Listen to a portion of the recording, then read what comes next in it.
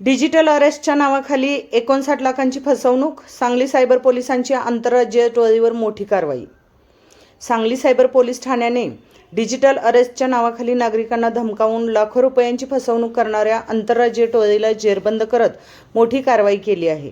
या प्रकरणात तब्बल 59,09,000 रुपयांची फसवणूक झाल्याचे उघड झाले असून 2 आरोपींना अटक करण्यात आली आहे. तासगाव तालुक्यातील सावळज येथील सेवानिवृत्त नागरिक अण्णासाहेब बाळगोंडा पाटील वय 61 यांना आरोपींनी स्वतःला पोलीस, सीबीआय, इन्कम टॅक्स तसेच केंद्रीय तपास यंत्रणांचे वरिष्ठ अधिकारी असल्याचे भासवून जाळ्यात ओढले. आरोपींनी व्हॉट्सअपवर सीबीआयचे logo, government of India, supreme court, reserve bank आणि इन्कम टॅक्स विभागाच्या नावाची बनावट पत्रे पाठवली. त्यानंतर व्हिडिओ कॉल करून अटक करण्यात येईल अशी भीती दाखवत फिर्यादीकडून लाखो रुपये उकळले. या प्रकरणी तासगाव पोलीस ठाण्यात गुन्हा दाखल करण्यात आला होता. त्यानंतर वरिष्ठांच्या आदेशानुसार तपास सांगली सायबर पोलीस ठाण्याकडे वर्ग करण्यात आला.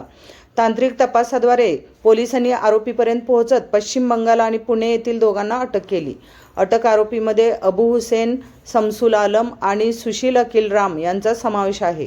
तपासात फिर्यादीकडून फसवण्यात आलेल्या रकमेपैकी 29,60,000 रुपये आरोपींच्या बँक खात्यात जमा झाल्याचे निष्पन्न झाले. आरोपींच्या घरझडतीत 4 मोबाईल, विविध बँकांचे 18 debit credit card, 24 chequebook, 6 passbook, 6 SIM card, रिकामे पाकिट तसेच आधार आणि पॅन कार्ड असा मोठा मुद्देमाल जप्त करण्यात आला आहे. ही कारवाई पोलीस अधीक्षक तुषार दोशी आणि अप्पर पोलीस अधीक्षक कल्पना बारवकर यांच्या मार्गदर्शनाखाली पोलीस निरीक्षक स्नेहा गिरी, सहाय्यक पोलीस निरीक्षक रुपाली बोबडे तसेच सायबर पथकाने केली. सायबर पोलिसांनी नागरिकांना आवाहन केले आहे की कोणतीही केंद्रीय तपास यंत्रणा व्हॉट्सअप कॉलद्वारे अटक करण्याची धमकी देत नाही.